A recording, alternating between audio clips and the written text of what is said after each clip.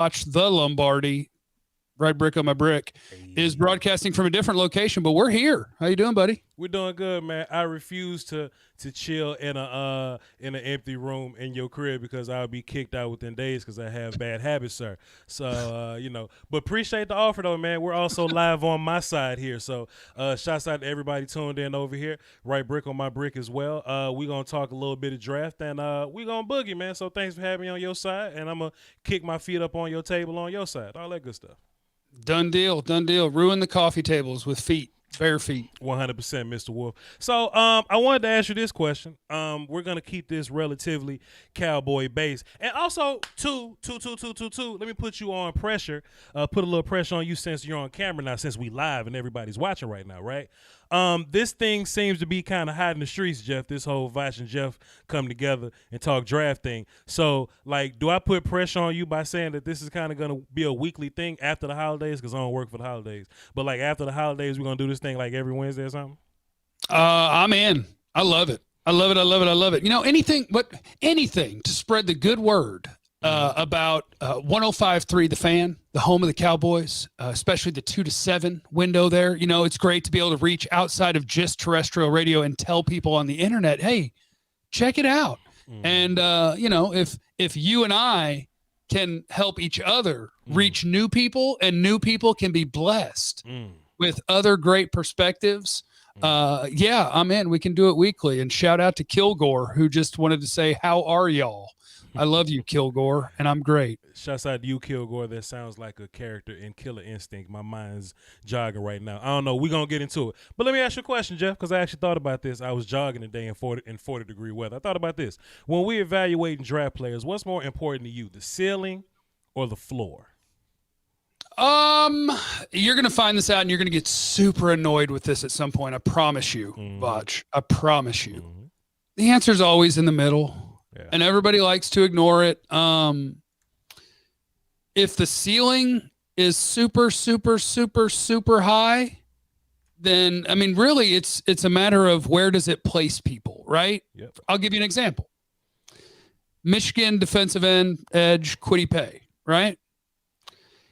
If he's as athletic as advertised on like Bruce Feldman's freak list, where they say he's going to run a 6'3", 7'3" cone, which isn't human, he won't. But if he runs a 6'5" or a 6'6", and you're a good player on tape, well, you're a great prospect. Right. Because we're just balancing those things. Because I already know that you're a decent to good player, and you have the athletic ceiling to be super good. Well, bam, that's how you get a first-round player. Sure. But if you have a dude who has... let's say you're built like Randy Gregory, you're athletic like Randy Gregory, and you have bad tape, welcome to the third round. All we're doing is balancing how good are you at football and how good do the physical things about you say you can be at football. Where teams, NFL teams, kill themselves is they value ceiling way over floor.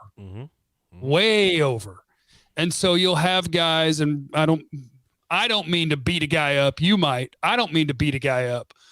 But Rousseau. if Gregory Rousseau at Miami somehow teams think that his ceiling is super duper high, well, he's going to get overdrafted. Well, see, that's my whole thing. That's my whole thing, right? And I was thinking about this from a Cowboys situation, whatever, offensive line, right? I know a lot of people are gonna take Sewell and Slater, right? Sewell's ceiling is a mansion ceiling. You know what I mean? But he may or may not turn into that dude. You know what I mean? Then we got a lot of opt-outs this season. So opt-out is going to be a thing. Caleb Farley's going to be another conversation you got to have. So a lot of these guys have these mansion-ass ceilings. But me personally, I take the dude with the high floor. Because I know Rashawn Slater can play tackle today. Panay Sewell probably can't take – he probably can't play tackle for me today. But if Sewell turns into who he can be, he passes Slater. Easy, breezy, beautiful cover girl. But – as of today, that's the big deal. So I'm absolutely floor guy. I love what I can see right now, and both those dudes opted out. Sewell and Slater they both did not play this year, but I feel so much better about who Slater is now than who Sewell is now. But you know that when we go through the process and GMs look at it, they're gonna take them traits. They're gonna take the big dude that can move around, but you know. And I think those two examples are also on the high end of it, right? Because Panay Sewell at 19 years old, was a really good college offensive tackle. Sure. Slater was more technically and fundamentally sound, I think. But you're talking about guys who the floor with Sewell, I don't think is he can't play. Mm-hmm. Right. But, and same thing with Farley and Surtain. Surtain's floor is higher for sure. But Farley's floor, I don't think it's not he can't play. But yeah, and those are the different things. And then it's just levels to it, which is where you say, well, that guy is a fourth rounder. And like, well, what? He sucks. Well, he's a fourth rounder because he's 6'5", 270, and he ran a 6'8" 3-cone. So that's a fourth rounder. Because if I can turn that into a football player, it's a first rounder. So it's just, and also I would play into that. How many picks do I have in this draft? What does my roster look like today? Yeah. I think there's a lot of things that go into how risky are you willing to be when it comes to swinging for the fences versus like the best example of where I've gotten it right on floor was Desmond King. Right. I thought Desmond King was borderline first round, definitely top of the second round. You'd feel great about it. And I think he fell to like the fourth or maybe the fifth because he was that much too short and he was that much too, quote, slow. Yeah. And I'm like, no, I've seen him play. That dude's a freaking baller. Right. And so sometimes you're going to take the floor guys while everybody's swinging for the ceiling and you're going to look around and be like, I kicked your ass. Does Devontae Smith's floor make you feel better about him than Jamar Chase's ceiling? Pressure. Devontae Smith is currently my top receiver. I feel you. It's not Jamar Chase. I Mine is currently Devontae. And look, I'm not mad if I have either one of them, but Devontae Smith, and I'm not saying Jamar Chase doesn't do this, but one of the things that kept jumping out to me because I'm watching him play against Georgia, and Devontae Smith, number 6, Alabama wide receiver, skinny, but super productive. Mm-hmm. The wild part is Jerry Jeudy and Henry Ruggs at Alabama last year both got picked in the top 15. Yep. I'll take Devontae Smith and Jalen Waddle over those two all day. Yep.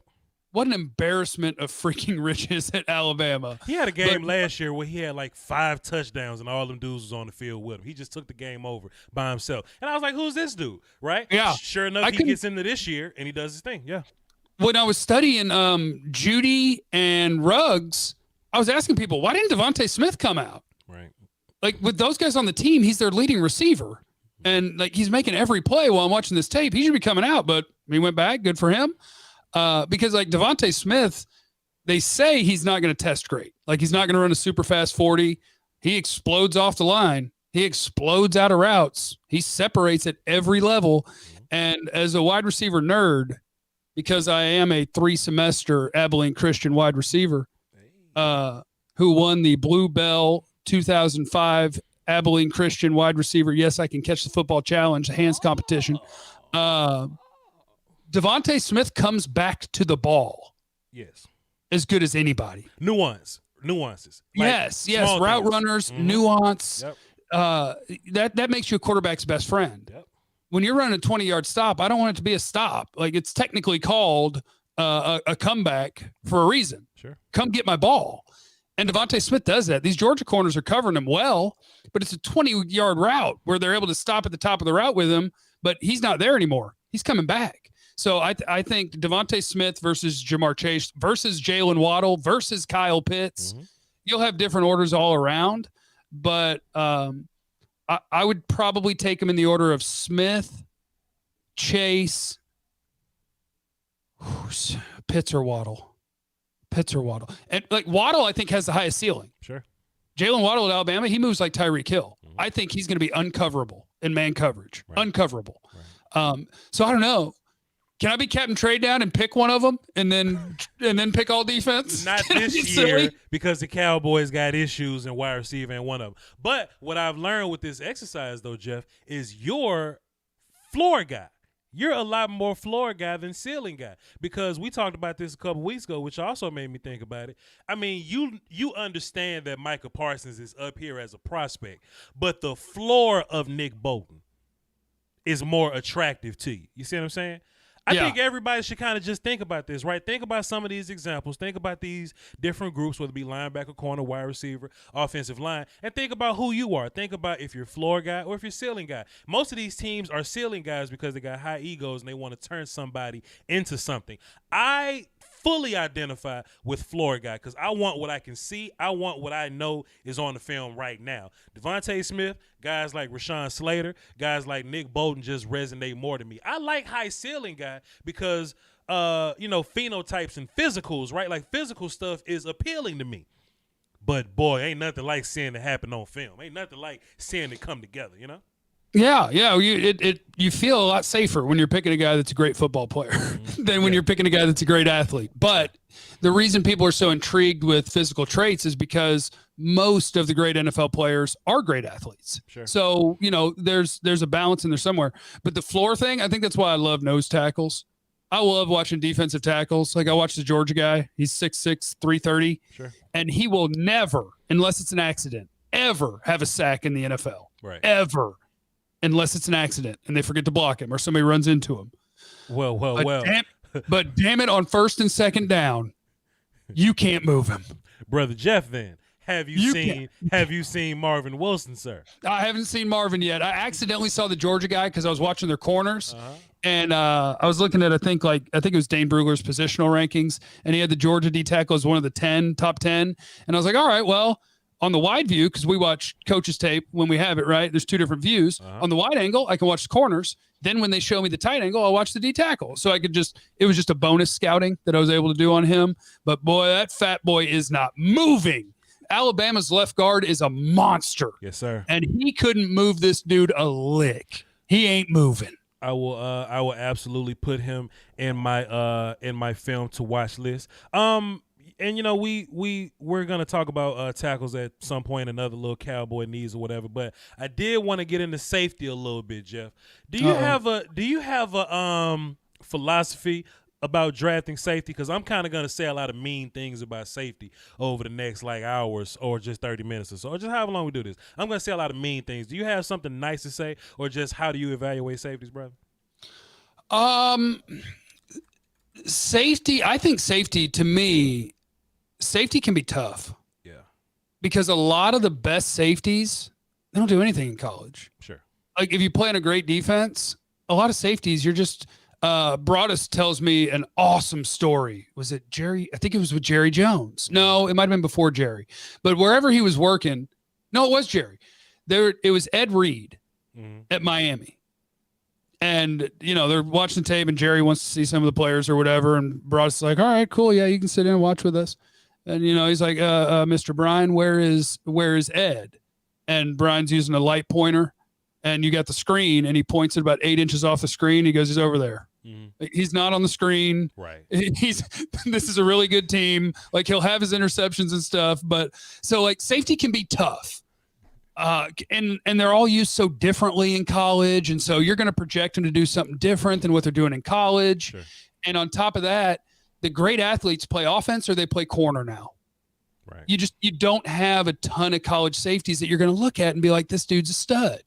So you got to look at what they can do and say, okay, based on that, can he do what I would want him to do in the NFL? And then oddly, ball production tends to translate a lot of times from college to the NFL. So I want to pay attention to pass deflections and interceptions. But at the same time, I've been watching this safety class and the guys I like the best barely touch the ball. And the guys who have great ball production, I don't like at all. So, safety can be tough, but I want to know, can you cover? Can you cover a deep half? Can you cover a center field? What are your angles like in the run game? Are you smart? How quickly? There's a lot of things you're looking for, but safety can be tough. I think Cowboy fans overrate the hell out of safety, and this is why. Because they get sometimes, and theirs are bad. Theirs are bad, but they get so caught up in what other teams have that they just want what that is, but they don't really know how to acquire it. You know what I mean?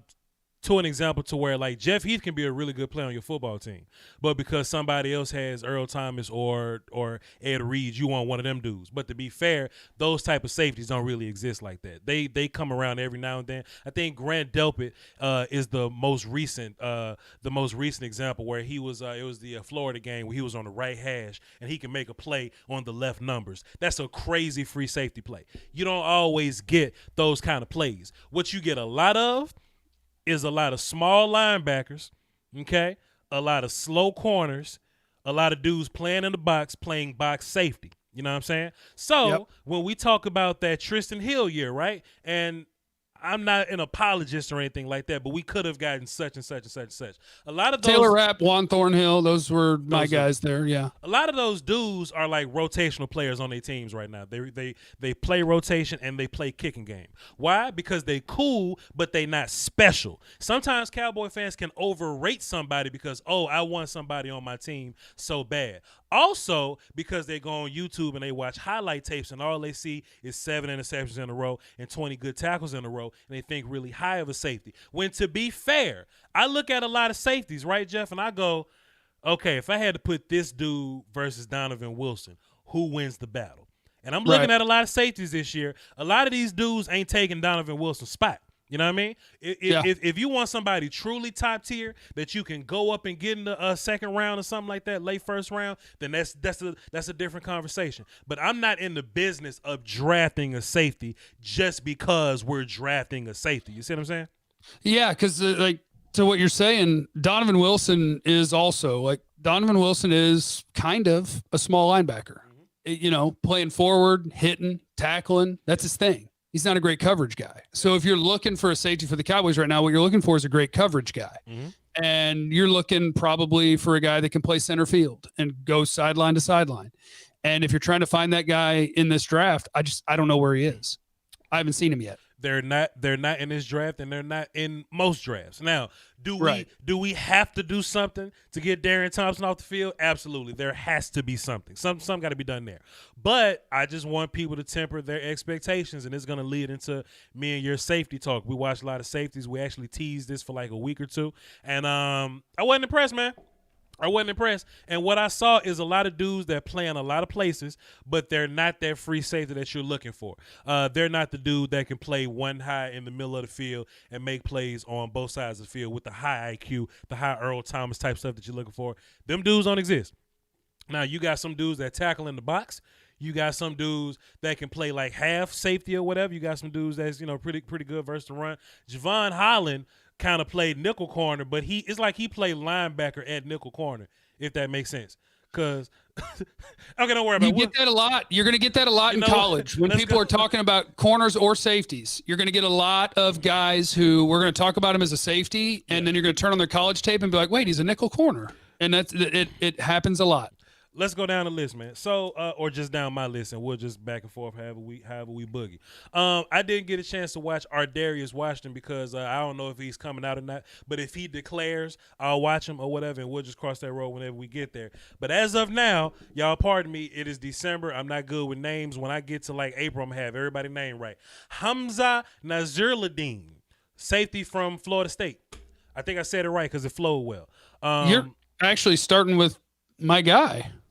There you go, Jeff. He's my safety one so far, and I'm putting safety all in one box. Free safety, strong safety, whatever. And I'll just talk about it there. Tall, long ass dude, and he's probably a dude that's one of those hybrid-y linebacker cats because he's 6'4", 220, but he moves around really well. He's tall as hell and he long as hell. I wouldn't call him like a deep free safety dude, but they put him there sometimes. If you need him in a pinch, he can do it. I like him better playing halves. He makes plays as a cover guy. So if he's chasing around tight ends, he can put that length to use. I really like him as a possible tight end buster, kind of in that situation. I would love to see what his 40 time looks like. Not a center fielder, pretty good as a blitzer, but like I said, if he's a safety and he's doing linebacker things, then that makes sense that he would be a pretty good blitzer. I saw him in the slot a few times. I saw him at free. I saw him at strong. I'm mostly playing him at strong. If you want if you don't have Isaiah Simmons, right? I'm not saying he's Isaiah Simmons, but if he's a dude that, hey, he can play strong linebacker and back up a little bit and play strong safety and cover tight ends. If you want to use him creatively in that kind of way, then kind of use him in that way. You know what I mean? But I like him. He's my safety number one. What you think about Hamza Nazeer-Ladeen from Florida State? So he was the one that surprised me, because I'm going down, the way I figure out who to watch is you look at people's rankings. I'm like, all right, let me see him, and then I'll put him where I think they go. Mm-hmm. And so he was like the 5th or 6th guy that I watched, and I liked him better than all the guys I'd watched before him. Yep. I think your scouting report is basically, if I reworded my notes, so it's like, I've seen him play single high. I've seen him play two deep. I've seen him walk down to the edge. I've seen him play man against a running back. I've seen him play man in the slot. I think he's a smooth athlete for the height of a 6'4" guy. Yep. Covers ground with those big strides, but I think he also does a really good job of resettling and squaring up, because for a guy that height, it can be easy to miss tackles. Yeah. There's a lot of 5'10" dudes you got to tackle. Yep. He does need to more consistently wrap up as a tackler. Travis Etienne survived a couple of his tackles, but he's going to do that to a lot of people because he's amazing. Sure. Aggressive wrap-up tackler with some power, awareness on the sideline to reestablish himself in bounds and keep a toe in when he picked off Trevor Lawrence. Mm-hmm.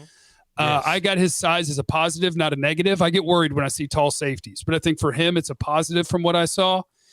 Play him down in the box.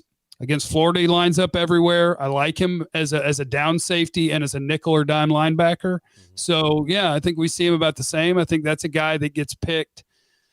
He's coming off of an injury, but, and by the way, I saw his injury on tape, but I didn't plan to. I was watching him 2019 against Florida. Yeah. And Kadarius Toney, number 1, who is, oh, God, he's pretty so good. He's really good, yeah. Oh, my God. He made like 8 people miss, and one of them was our guy. And he blew out his knee because Tony changes direction real fast. Yeah. But I like him. I think that tape is the sort of guy that gets drafted between 30 and 50, 30 and 55 is that sort of player. But he's not a center fielder. So is that the guy the Cowboys are going to pick? Probably not, but I like him. Yeah. Brandon from Frankly Football in my chat box says that Hamza is a bigger Jabril Peppers. I would even say that one of the problems with Peppers is that he was small. So Peppers was just too small to play. Oh, I hated Jabril Peppers. He was the guy that the world hated me because I said Jabril Peppers. They were like, when would you pick him? And I was like, well, I guess he's a strong safety because in college, Jabril Peppers played the edge. He played the overhang and just chased around and tackled. Mm-hmm. And I was like, I would take Jabril Peppers in the 3rd or 4th as a running back. Right. And I would take him in the 5th or 6th as a DB. I didn't like him. I didn't like him either. I mean, he played like he didn't have a true position. And since we added, let's talk about Javon Holland, right? The Oregon guy. He plays like he ain't got nowhere to go. So I was watching him, Jeff. In my mind, I'm like, cool, he's a safety, so I'm watching him. Sometimes safeties can line up wide and cover people, just cover people in the slot. So I'm like, okay, cool. They got him out there a bunch. He's just out there covering people in the slot a bunch. But when I'm watching him, everybody else can be in man coverage, but he'll go to the hook and curl or something. He'll run to the flats. I'm like, why don't they trust him to man cover if he's man covering? And then I saw him down in the nickel with 2 safeties behind him. And I was like, oh. That's what this is. You know what I mean? That's what this confusing stuff. So y'all don't trust him back there, but then they'll play him back there sometime, but they'll bring him right back down to nickel, but they don't trust him truly as a nickel. But he never really man covers nobody from nickel. So in my mind, he's only a dude that's going to play in the box and tackle people. But I got to see his 40 time. I don't know if he's going to be athletic enough to go out there and run around on the outside. You know what I'm saying? So I'm looking at Javon Holland like, what does he do for me? He's just very uninspiring. He's a guy. I wouldn't call him a terrible player. He's a good tackler. He's just not inspiring, and he's not something that we don't have already. Or just, this is for everybody, but as a Cowboy fan, me watching, he's not something that we don't have already. He's just not a guy that just stood out to me at all. I wasn't really a fan. See, I don't know how us talking is going to work if we agree on everybody. Well, you go first next time then, Joe. Because we got to find somebody we disagree on and fight at some point. That's the rules, I think, in draft coverage. This ain't ESPN player. Not going to be able to do it. Okay. So I'm going to verbatim read notes. And when I take notes, sometimes it's about a play I saw. Sometimes it's about something that showed up multiple times. Sometimes it's just a thought in my head and it's kind of stream of consciousness. So my notes are different than a lot of people's. Sure.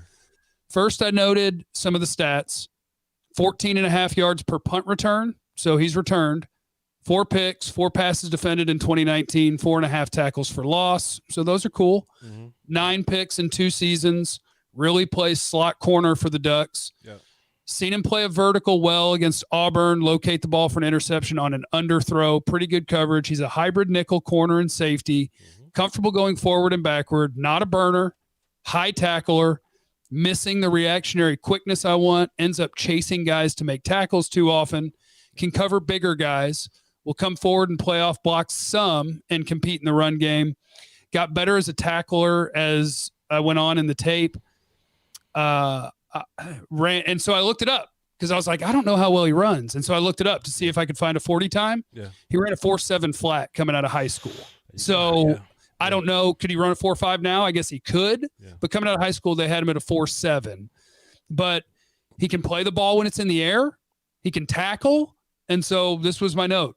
There's something there in late second to mid third, maybe. Yeah. But I don't like if that's the best safety in the class, I don't like it. I don't like it. He's a smooth speed turner, but not an explosive speed turner. He had a pick where he's in the air and getting hit while he caught it, and he still kept his feet when he landed, so there's balance there. He competes against wide receiver screens. Sure. He's a solid zone guy, but like you, I was just like,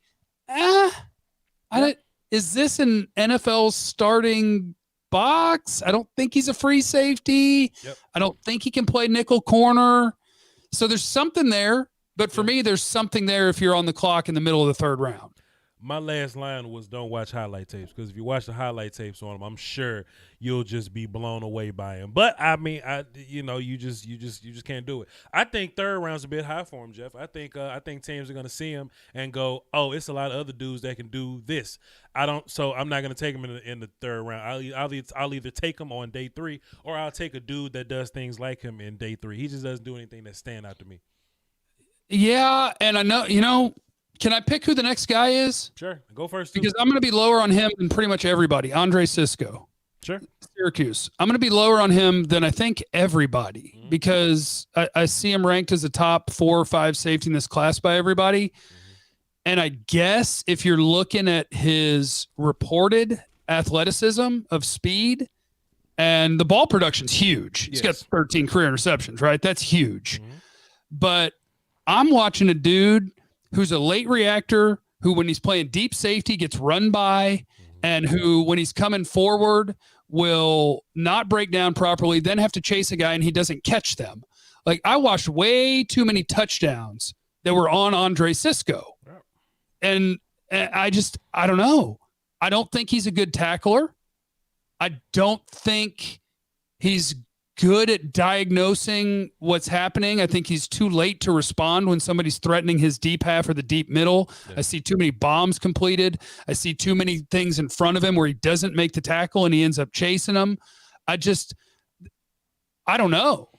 So like his ball production, and if he tests well, then I would say, okay, if he's there in the 4th, maybe you can turn that into a starting free safety if he really is really athletic and he's got the ball production. But then I did what you were saying not to do, because I was like, let me see all his interceptions. It's incredible.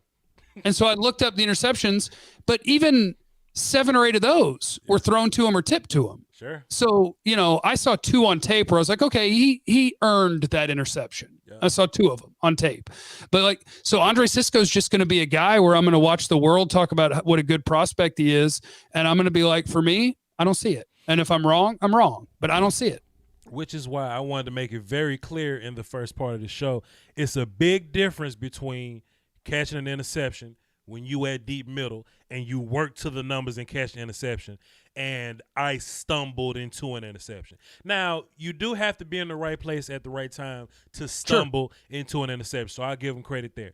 But my quickly, I want to do this too, because a guy in my chat, Will, he said Pro Football Focus draft guide said he was the rangiest safety in the class.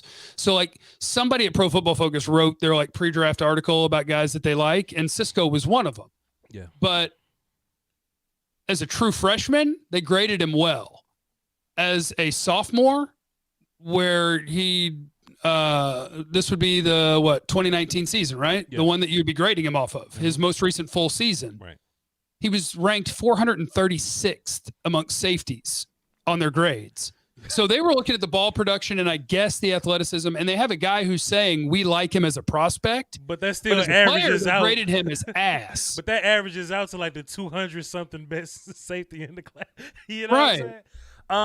I'm not gonna say mean things about PFF. I do that on my show alone all the time, but we got company now with Jeff. So Jeff may have a friend that work at PFF or something, so I ain't gonna go there. But I don't. No, I like PFF for the stats. I like them for weird, nuanced stats. I can't. Yeah, I don't like them. I don't like them for grades. The only time I would use them for grades is if you wanted a very, very general idea of a team that you're not familiar with. Like if you're like, oh, I haven't seen this team play. Let me see, and you'll get an opinion. Yeah. But I've covered the Cowboys and studied their tape long enough to know that there's been multiple times where for a full season they'll say a guy sucked and he was good. Yeah. Or they'll say a guy played great and he sucked. He was terrible. So I'm not there for their grades. I'm there for their stats. Yeah. First line I have written down on Cisco is double move, LOL, roll on the floor, laugh my ass off. But with those double moves, it's kind of like shooting dice in the bathroom, right? Just it may happen here, it may happen there, coin flip type of deal with him. He doesn't really force his interceptions. The interceptions more so come to him. That's what that means. He wants to tackle but will miss. So I see that as he will pursue the and miss, or he'll get run over, something like that. Well, and I've seen him so I'll usually call that willing. Like he's willing. Yes. I've seen him try to line up kill shots and deliver everything he has. Yeah. And I've watched multiple guys survive it. Yeah. And now he's laying on the ground and it was a kill shot and he gave him everything. Yeah. And I'm like, damn, so he doesn't really have oomph either. It just didn't work out for him. Right. But he has a nose for the football. That's kind of like we said earlier. You kind of got to be in the right place at the right time to stumble into it. I don't think he really has the range to be a full-time free safety. So he'll probably be more of a strong for me. But if he's going to be a strong for you and he's not making tackles, then that's going to be another problem that you're going to run into. And they say he's fast. Like they say he's really fast. But I watched dudes catch the ball in front of him and then they commit. He's late to commit and he's got 40 or 50 yards to catch him and he doesn't. So I'm like, is he really fast? I don't know. The very next line is I got to see his 40 time. Cool player, and I also have written sort of quasi versatile. So sort of quasi. So this is the safety class. Yeah, so listen, I just want to say this for everybody listening right now. We got 209 people in Jeff's chat box. We got a gang of people in mine. I can't see the numbers. So appreciate y'all for tuning in. Hit the sub on each other's thing. We both do work daily. I just want to say this too though, fam. Like it's not like we crapping on the safeties because we dislike safeties. Because some people think I dislike safety. Nah, it's just that it takes a lot for a safety to impress me because it takes a lot for a safety to truly be a difference-making safety. You know what I'm saying? Yeah, the guy that we're going to have to talk about again later, because like some of these guys are opt-outs and we have the tape that we're going to have. Travon Merig, the TCU safety, number 7. Go first. He's a guy that we're going to have to get the 2020 tape, which I don't have yet. So I've studied 2019. And the best safety I've seen in this class, you mentioned it earlier, is Ardarius Washington. Yeah. He's 5'8", and he plays at TCU, and he's their other safety. Everybody's talking about Merig as maybe the top safety in this class. In 2019, Ardarius Washington is the best safety I've seen. He's the guy.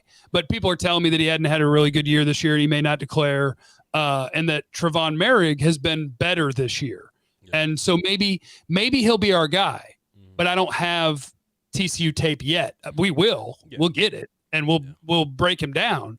But from what I saw in 2019 and study him against Texas, West Virginia, and I didn't know what my third game was, he wasn't all that impressive. Do not watch Texas first. Do not watch Devin Duvernay. I have written down Devin Duvernay. Oh, I tweeted that out when I was watching it. I said, if he never sees Devin Duvernay again in his life, he'll be happy. Don't watch Texas first, man. Go first, man. Go first because I don't want to take up all your points, man. Merig? Yeah. Does some of everything.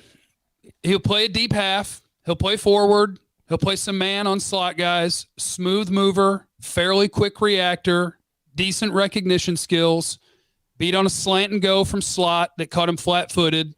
Recovery is smooth, but it's a big play if it's caught. That was a play that wasn't made that should have been made on him. Sure. Aggressive forward player on pass plays. Jump slants in man. Yes. You don't want him in man against slots, I noted. Just got beat vertically, plays flat-footed, 8 to 10 yards off, and he just can't get going with quickness or speed. I believe that was the stutter out and vertical on Duvernay. Mm-hmm. Then they busted a coverage on a double crosser that left Duvernay open that might have been his busted coverage. Yep. Did break up a post corner to Duvernay where he was playing his half. He didn't bite. He stayed patient. But that's as a safety, not in man. So still, I don't think you want him in man coverage. Mm-hmm. I have him as a guy that's pretty good coming forward as a half field guy and a guy that can cover bigger guys. Keep him away from route runners, kind of a dive tackler, misses some. He'll trot on you when he thinks it's not his play to make. Yeah. That is him for me. Yeah. Basically much the same. I have written down here, Devin Duvernay, LOL, double move, LOL with a capital L. So they'll definitely get him on, things like that. He tackles like a free safety is what I have down here. There's a lot of sliding right before I hit you, a lot of diving at your legs, but a lot of trying to go sideways, little sidecar action. Oh no, coach, grade me well, grade me okay, but I didn't get there. I think he has natural instincts, but I don't think he's a high IQ player, if that makes sense. Like he feels things, but he doesn't see them before they happen. He has a nice little burst in certain man cover situations. So how I ended up coming away from this, if it's like an easy route that he can identify, then he'll plant his foot, burst, and get there and make a really good play on it. Like some stop routes, slants, some digs or whatever, he tear that stuff up. But if you go back to my second line, double move, capital LOL, you know what I'm saying? That's where he's going to have problems at. So to your point, you probably don't want to get him to cover route runners. I don't want him covering receivers at all. So get him to cover somebody that's not going to super double move him to death. And a lot of these guys could be tight end cover guys. Sure. Because a lot of these guys are over 6 foot. They're 200 something pounds. And you'd be like, well, if I'll put him on a tight end, I'll put him on a big boy. I don't want him covering NFL receivers. Yeah, 100%. If I had to pick a safety to put him at, I would put him at free safety. He is a free safety to me. To me, he is a free safety. And I'm gonna ask you a Cowboy question after this. But what was my last line? I just had my last line. I lost my last line because I write like a kindergartner. Voch. Oh, you're going by hand. I like it. Just something about the physical, man. I just like to write stuff down. You know what I'm saying? I love it. What receiver was that? There was a receiver that was in the news recently because he's still doing pen and paper. He was like, no, this is how I do notes. I don't remember who it was. Oh, well. That's a really good way to do it, fam. But, okay, so let me ask you this. So he's not super inspiring as a free safety. Cool. I understand that. But is he better? This is a Cowboy question. But is he better than what you have currently at free safety? Maybe. And assuming his 2020 tape is what people tell me it is, and we'll have to see. Yeah, we'll come back to it. Yeah. Because I do think there's something to the eye test where you're just watching him and you're like, does he know what he's doing? Does he play the position smoothly? Does he look comfortable? Mm-hmm. Because for Merig, like, he has those things. Yeah. I have the individual things and I'm like, But when you just watch him play and you go, is that an NFL player? My mind just goes, yeah. The way that guy moves and the physical skill set that that's an NFL guy. Yeah. And if he's got improved tape in 2020, then maybe that's a second round guy. Sure. And that's the top safety. Sure thing. My last line, I found it because it was just jumbled amongst these other lines or whatever. He's very handsy, but damn, everybody else at TCU is. So that might be I have that written down. So that may be a coaching thing. I don't know. Moving on. Paris Ford. Can I go first on Paris You're Ford? gonna have to go alone on Paris Ford. I haven't watched him yet because you know what I'm working on. I'm working on a top secret thing to get some top secret 2020 action on him. So I didn't watch his 19 yet. Gotcha. And have you seen the Missouri safety? Because we may just go 1 for 1 here if you haven't seen him and I haven't seen Ford. I haven't seen Missouri safety. Perfect. You do Ford, and I'll tell you about the Missouri guy, and then we'll catch up. Okay, this is me doing Paris Ford. He tackles people. He plays strong safety. I got bored, got sleepy, and I stopped watching. Go ahead.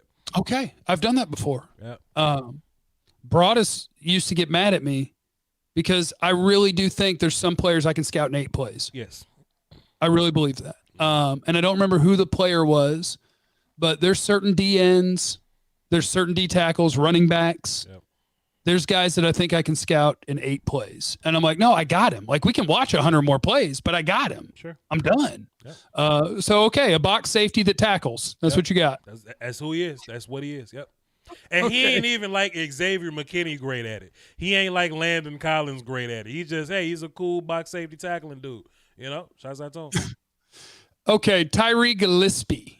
Okay. Missouri, heard of him. Number 9, 6 foot, 200 pounds. Watched him against Alabama, watched him against Florida. Fortunately, I do have Missouri 2020 tape right now. This is where I set myself up to get killed because I'm a weirdo. And I think like you, I don't care what other people think. I'm just going to watch the players myself and tell people what I think. Yeah. I like Gillespie better than Holland. I like Gillespie better than Cisco. And he has 0 career interceptions. Okay. Not one. All right. Not one.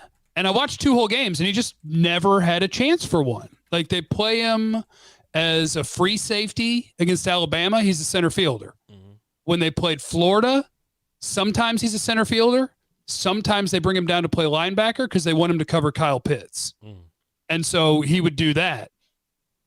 His first drive against Alabama would have you put him in the first round because the very first play of the game is Devontae Smith running a slant. He clicks and closes downhill and hits him as the ball arrives. Incomplete. Second play of the game, he's playing deep safety.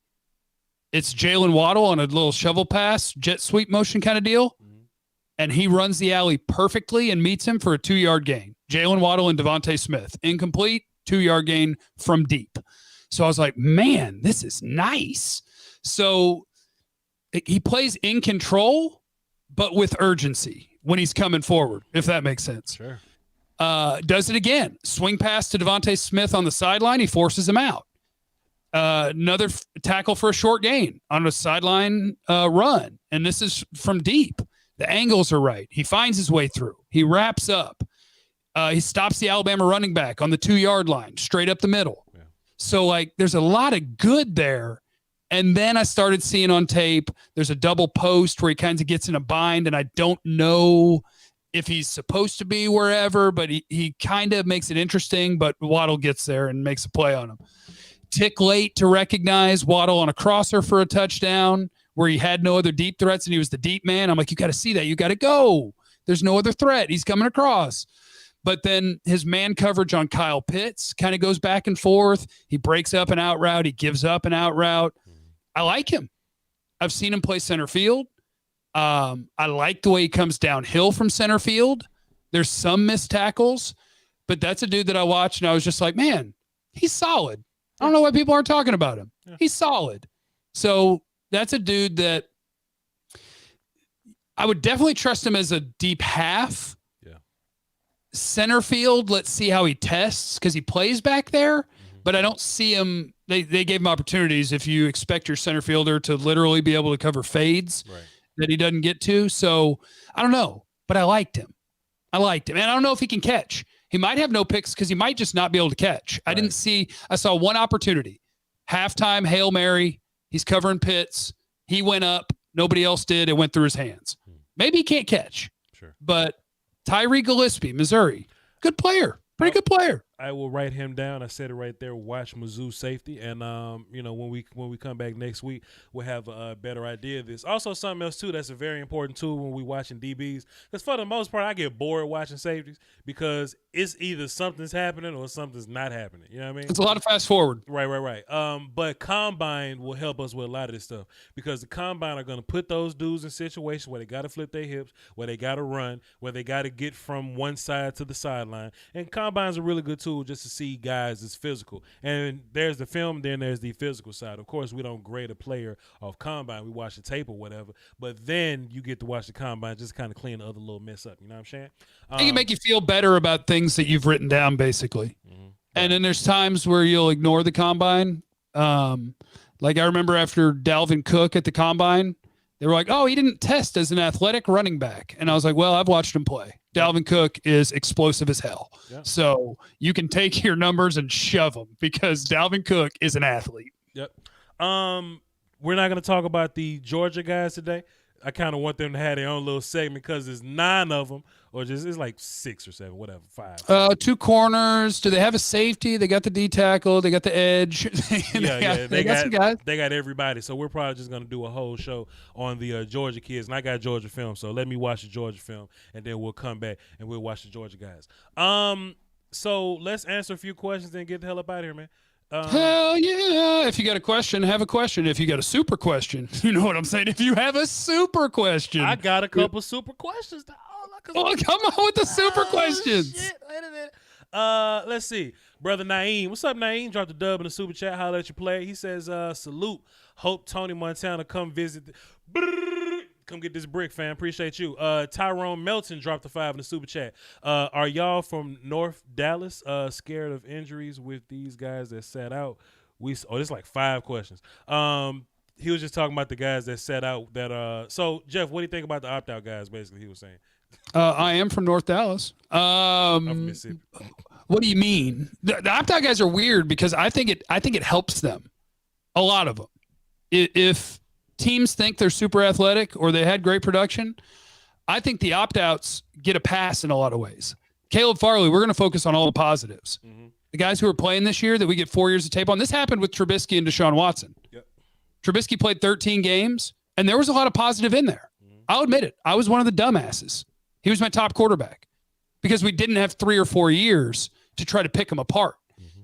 You used it as, and he only played 13 games, so much room for growth. Right. And I think the opt-out guys are going to have that benefit where people are going to be like, oh yeah, look at this. He was 19. Yeah. How good can he be? And I think it's going to help a lot of them. Sure. We'll see. Then let me just give this shameless plug in here, and there are people in my chat box that can actually account for this. The biggest move I've ever made in my scouting career, my short-ass scouting career, was I watched film on Pat Mahomes, and I was like, yo, fam, mechanics are overrated. That dude can play, and he's fun to watch. So that's just one proud thing, you know what I'm saying, just to go against the grain. That's when I learned to go against the grain and not listen to nobody else. You deserve it, because you know what I did with Pat Mahomes? You listen to other people? 3rd round. Damn, son.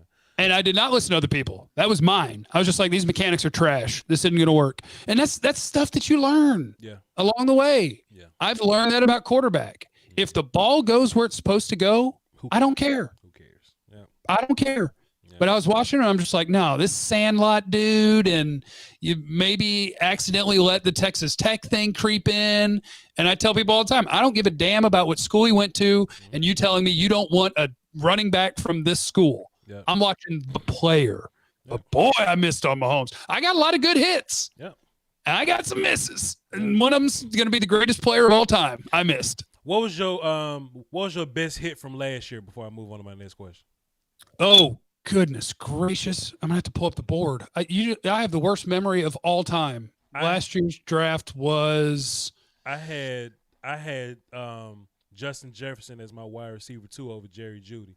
And I was telling Eagles fans, yo, fam, all that Rager stuff cool, but y'all probably should have got Justin Jefferson. I don't want to be patting myself on the back, guy.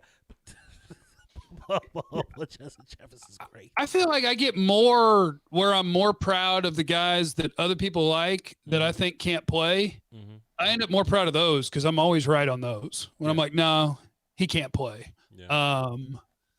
Let me see. Is there anything that jumps that I was great? I mean, I'm proud that I got the offensive tackles right. Wirfs and Wills were the two best. Glad I got that right.